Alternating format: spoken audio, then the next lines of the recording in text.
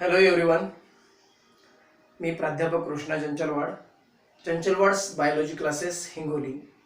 तर फ्रेंड्स, आपण ह्या व्हिडिओमध्ये केमिकल कोऑर्डिनेशन अँड इंटिग्रेशन नावाचा चॅप्टर आहे ह्युमन फिजिओलॉजी नावाच्या युनिटमधला. त्या केमिकल कोऑर्डिनेशन अँड इंटिग्रेशन ह्या चॅप्टरमधील काही ग्लँड्स आणि त्याचे हार्मोन्स आणि त्यांचे फंक्शन्स पाहणार आहोत. पहिल्यांदा बघा, या आधीच्या व्हिडिओमध्ये आपण पिट्युटरी ग्लँड पाहिला होता. आता पहा थायरॉइड ग्लँड. थायरॉइड ग्लँड मध्ये दोन टाईपचे हार्मोन्स आहेत. पहिला हार्मोन आहे ट्राय आयोडोथायरोनाइन आणि दुसरा हार्मोन आहे टेट्रा आयोडोथायरोनाइन, T3 आणि T4. त्या दोन्हीला मिळून आपण काय म्हणतो, थायरॉक्सिन सुद्धा देखील म्हणतो. त्याचे फंक्शन्स काय पहा. It is the metabolic hormone. Metabolism म्हणजे काय बरं, सेल्सने न्यूट्रिएंट्स घेतलं की त्याला आपण काय म्हणतो, एनाबॉलिझम. आणि त्याच न्यूट्रिएंट्सचं ब्रेकडाऊन झालं की त्याला आपण काय म्हणतो, कॅटाबॉलिझम. म्हणजेच काय झालं, एनाबॉलिझम आणि काय होते, कॅटाबॉलिझम. म्हणजे सेल्सने न्यूट्रिएंट्स घेतले त्याला आपण एनाबॉलिझम म्हणायलो, आणि त्याच न्यूट्रिएंट्सचं ब्रेकडाऊन होतं त्याला आपण कॅटाबॉलिझम म्हणालो. आणि दोन्ही प्रोसेसला आपण मेटाबॉलिझम म्हणायलो. म्हणजे मेटाबॉलिझम म्हणून काय तयार होते, ENERG, एनर्जी लिबरेट होते. या हार्मोन्समुळे काय होते, आपल्या बॉडीमध्ये मेटाबॉलिझम वाढतं. म्हणजेच काय होतं, बेसल मेटाबॉलिक रेट वाढतो, BMR वाढतो. आणि ग्लुकोजचं ऑक्सिडेशन होते. ऑक्सिडेशन म्हणजे काय होते, रिडक्शन. ऑक्सिडेशन त्यालाच आपण काय म्हणू बघा, ब्रेकडाऊन होतं आणि एनर्जी लिबरेट होते. Do you understand. तर बघा, नंतर it is control protein synthesis. आपल्या बॉडीमध्ये नवीन प्रोटीन्स तयार होण्यासाठी हेल्प करते हार्मोन, थायरॉक्सिन हार्मोन्स दोन्ही, ट्रायआयोडो आणि टेट्राआयोडो म्हणजे T3 आणि T4. नंतर बॉडी वेट वाढवतं, फिजिकल ग्रोथ, डेव्हलपमेंट ऑफ गोनॅड्स. आता गोनॅड्स म्हणजे काय बरं, हे लक्षात ठेवा. गोनॅड्स म्हणजे मेल गोनॅड्स म्हणजे टेस्टिस आणि फिमेल गोनॅड्स म्हणजे ओव्हरीज.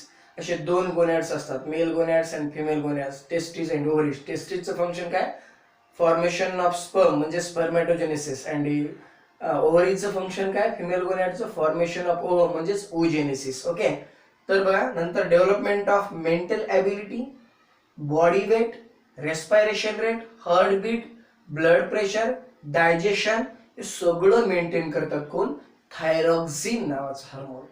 दोन, T3 आणि T4. बॉडीचं वेट मेंटेन केलं जातं, रेस्पायरेशन रेट मेंटेन केला जातो, हार्टबीट मेंटेन केले जातात, एका मिनिटामध्ये 72 हार्टबीट होतात. ब्लड प्रेशर मेंटेन केलं जातं, सिस्टोलिक आणि डिस्टोलिक दोन्ही टाईपचे ब्लड प्रेशर, आणि डायजेशन सुद्धा देखील. नंतर deficiency of thyroxine in childhood. जर लहान मुलांमध्ये लहानपणी जर डिफिशियन्सी झाली कोणाची, थायरॉक्सिन हार्मोनची, तर त्याच्यामुळे कोणता डिसीज होतो बघा, क्रिएटिनिझम नावाचा डिसीज होतो. त्याचे सिम्पटम्स काय आहेत बघा क्रिएटिनिझमचे, physical and mental growth retardation. Physically बी ग्रोथ होत नाही, मेंटली बी ग्रोथ होत नाही.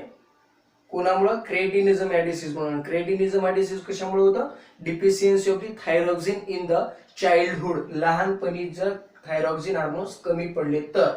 आणि deficiency of thyroxine in adult. Adult मध्ये जर थायरॉक्सिन कमी पडलं तर कोणता डिसीज होतो बघा, मॅक्झोडेमा नावाचा डिसीज होतो. कोणता, मॅक्झोडेमा. त्याचे सिम्पटम्स सुद्धा काय आहेत बघा, low BMR, basal metabolic rate काय होतो, कमी होतो. नंतर मेंटल डलनेस, डल असते ती व्यक्ती, लॉस ऑफ मेमरी, आठवण काही राहत नाही, अँड स्लो ऍक्शन, ऍक्शन थोड्या स्लो होतात. हे त्याचे काय सिम्पटम्स आहेत. आता बघा, नंतर excessive secretion of thyroxine. Thyroxine hormone जास्त तयार झाल्यानं काय होते, कॉजेस एक्झोप्थॅल्मिक गॉयटर. गॉयटर हा डिसीज होतो. एक्झोप्थॅल्मिक गॉयटर म्हणजे गळा सुजते, आपण माहित आहे, गॉयटर गलगंड असं म्हणतो मराठीत त्याला. It causes increase, basal metabolic rate वाढतो, पल्स रेट, ब्लड प्रेशर वाढते. जर एक्सेस झालं, एक्सेस म्हणजे जास्त झालं तर कोण, थायरॉक्सिन हार्मोन जास्त झाले तर. Hormones of parathyroid gland. आता इथपर्यंत थायरॉइड ग्लँडचे हार्मोन्स बघितलो. Thyroxine hormone, T3 T4, triiodothyronine आणि टेट्राआयोडोथायरोनाइन, त्याचे फंक्शन्स पाहिले. आता बघा पॅराथायरॉइड ग्लँड. थायरॉइड ग्लँडच्या एक्झॅक्ट पाठीमागे असते. थायरॉइड ग्लँड थ्रोट मध्ये असतो, पॅराथायरॉइड ग्लँड त्याच्या एक्झॅक्ट पाठीमागे असते. बघा, थायमोसाईन नावाचा हार्मोन तयार होते. कोणाकडून? पॅराथायरॉइड ग्लँड कडून. कुठे गेलं हे? पॅराथायरॉइड Gland. Hormones of parathyroid Gland. पॅराथायरॉइड Gland कडून कोणतं हार्मोन तयार होते? थायमोसाईन नावाचं. तर थायमोसाईन काय करते बघा friends, sorry I am sorry, पॅराथायरॉइड Gland कडून कोणता? पॅराथायरॉइड नावाचा हार्मोन तयार होते. कोणतं तयार होते? पॅराथायरॉइड नावाचा हार्मोन. याचं फंक्शन काय? Control the blood calcium level. याचं फंक्शन एवढंच आहे, ब्लड मधील कॅल्शियम लेवल मेंटेन करण्याचं. कोणाचं? पॅराथायरॉइड ग्लँडच्या पॅराथायरॉइड हार्मोनचं. त्याला शॉर्ट फॉर्म मध्ये आपण पीटीएच असं म्हणतो. ओके. नंतर आता थायमोसाईन जे सांगत होतो ते पहा. Hormones of thymus Gland. Thymus Gland कुठं असतो? चेस्ट मध्ये. आणि त्याच्याकडून कोणता हार्मोन तयार होते? थायमोसाईन नावाचा हार्मोन तयार होते. कोणतं हार्मोन तयार होते? थायमोसाईन. These thymosin hormone produced by the thymus gland. कोणतं? थायमोसाईन नावाचं हार्मोन तयार होते थायमस ग्लँड कडून. आणि थायमोसाईनचं फंक्शन काय बघा. आता थायमस ग्लँड मध्ये आपल्या दोन टाईपचे आपले ब्लड WBC आहेत. कोणते? ग्रॅन्युलोसाइट्स आणि अग्रॅन्युलोसाइट. त्याच्यामध्ये आपण लिम्फोसाइट कडे डायरेक्ट जाऊ. लिम्फोसाइट मध्ये टी लिम्फोसाइट आणि बी लिम्फोसाइट आहेत. बी लिम्फोसाइट म्हणजे बोन मॅरो मध्ये जे मॅच्युअर्ड होतात लिम्फोसाइट त्यांना आपण बी लिम्फोसाइट म्हणतो. आणि जे लिम्फोसाइट थायमस ग्लँड मध्ये जाऊन मॅच्युअर्ड होतात त्यांना टी लिम्फोसाइट म्हणतो. म्हणजे थायमोसाईन हार्मोन कोणाकडून तयार व्हायला? थायमस ग्लँड कडून. आणि टी लिम्फोसाइट्स नावाच्या WBC मॅच्युअर्ड होण्यासाठी आणि अँटीबॉडीज तयार होण्यासाठी थायमोसाईन नावाचा हार्मोन फंक्शन करते. Promote the development of T lymphocyte and काय बघा कुठे गेलो? अँड प्रमोट द कुठे गेलो बघा. बघा इथं antibodies for the development of immunity system. काय करतं? अँटीबॉडीज तयार होण्यासाठी मदत करतं. अँटीबॉडीज कोणाकडून तयार होतात बरं? लिम्फोसाइट मध्ये दोन टाइप्स पडले, बी लिम्फोसाइट आणि टी लिम्फोसाइट. त्याच्यातल्या बी लिम्फोसाइट मध्ये दोन सेल्स असतात, मेमरी बी सेल आणि प्लाझ्मा सेल. प्लाझ्मा सेल कडून अँटीबॉडीज तयार होतात. Antibodies help for the immunity system. ते अँटीबॉडीज तयार होण्यासाठी थायमोसाईन नावाचा हार्मोन काम करते. आणि टी लिम्फोसाइट्स नावाच्या सेल्स ज्या आहेत, सोल्जर सेल्स WBC ज्या आहेत, ते तयार होण्यासाठी किंवा ग्रोथ होण्यासाठी त्यांना हेल्प करते. कोण? थायमोसाईन. इथून हे समोर सेंटेन्स. Okay friends. आता बघा हार्मोन्स ऑफ पॅनक्रियाज. पॅनक्रियाज ह्याला मिक्सड ग्लँड म्हणतो आपण. एक्झोक्राईन ग्लँड ॲज वेल ॲज एंडोक्राईन ग्लँड.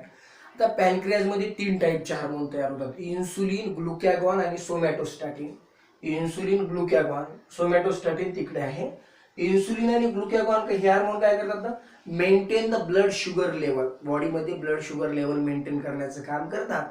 आणि ह्या दोन हार्मोनला तयार होणं किंवा कमी होणं, रेग्युलेट होणे कोण मेंटेन करते? Somatostatin. Insulin and glucagon hormones maintain the blood sugar level and somatostatin maintain these both hormones. या दोन हार्मोन्सला मेंटेन करतात. जर if deficiency of the insulin and glucagon hormone it causes diabetes disease. Insulin आणि glucagon हार्मोनची जर कमी झाली आपल्या बॉडीमध्ये तर डायबिटीज हा डिसीज होतो फ्रेंड्स. ओके. नंतर बघा कुठे गेलो आपण? हार्मोन्स ऑफ पॅनक्रियास झालं. नंतर आता हार्मोन्स ऑफ टेस्टिस. टेस्टिस म्हणजे मेल गोनॅड्स आहे. टेस्टिसचं मेन फंक्शन काय? Production of sperm, male gametes, spermatogenesis process होती बरं का. आणि टेस्टिस कडे कोणतं हार्मोन्स तयार होते? मग टेस्टोस्टेरॉन नावाचं मेल सेक्स हार्मोन तयार होते. Male sex hormone testosterone produced by the testis.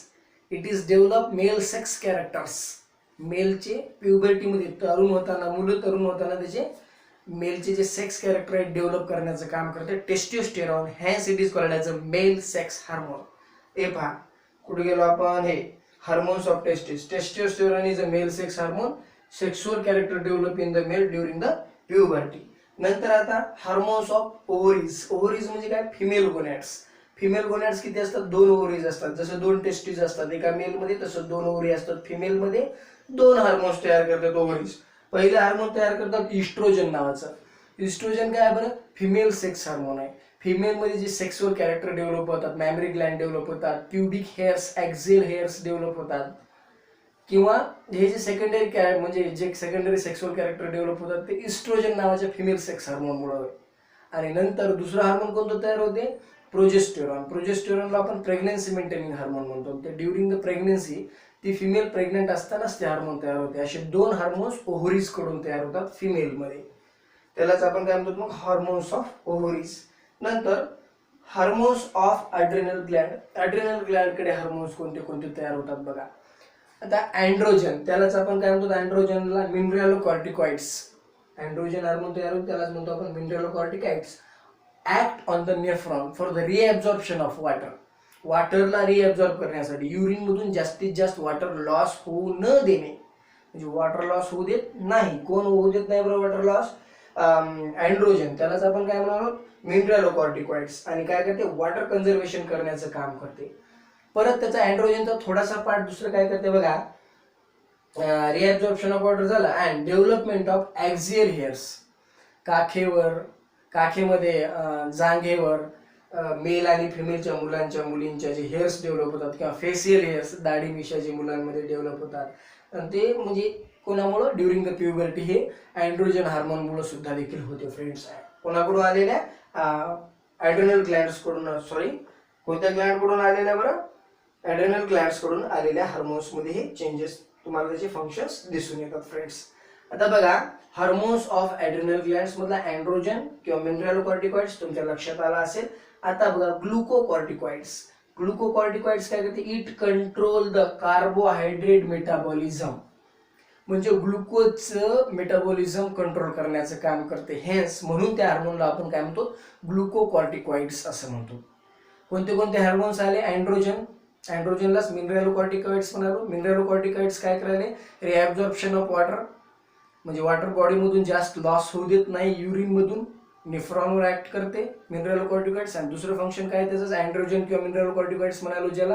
Pubic hairs, axial hairs, facial hairs मुलींमध्ये तरुण होताना, म्हणजे प्युबर्टीच्या वेळेस डेव्हलप करण्याचं काम करते.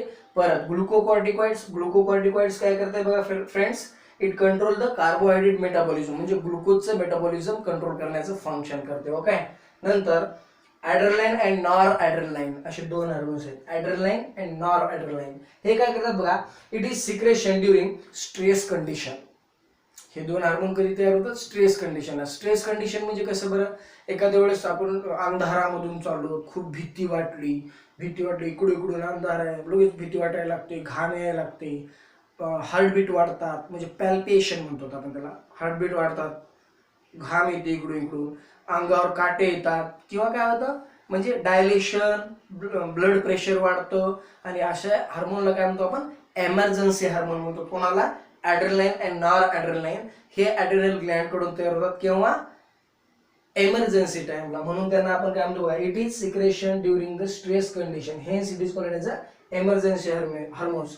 अलर्टनेस, पॅपिलरी डायलेशन, स्वेटिंग, हे सगळे प्रोसेस होतात आपल्या बॉडीमध्ये. घाम येते, भीती वाटायला लागते, आपल्याच हार्टबीटचा आपल्यालाच आवाज यायला लागते, असं सिच्युएशन असते. तर स्ट्रेस कंडिशनमध्ये ॲड्रेनालाईन अँड नॉर ॲड्रेनालाईन नावाचे 2 हार्मोन्स तयार होतात फ्रेंड्स. बघा, तर ह्यामध्ये आपण सगळ्या वेगवेगळ्या ग्लँड्स कडून कोणते कोणते हार्मोन्स तयार होतात त्यांचे फंक्शन्स पाहिलो. याच्या आधीच्या व्हिडिओमध्ये आपण पिट्युटरी ग्लँड्स आणि त्याच्याकडून तयार होणारे हार्मोन्स आणि त्याचे फंक्शन्स पाहिलं होतं फ्रेंड्स. तर ह्या वेगवेगळ्या ग्लँड्स कडून वेगवेगळे हार्मोन्स तयार झाले, त्यांचे फंक्शन्स तुमच्या लक्षात आले असतील. हा व्हिडिओ तुम्हाला समजला असेल.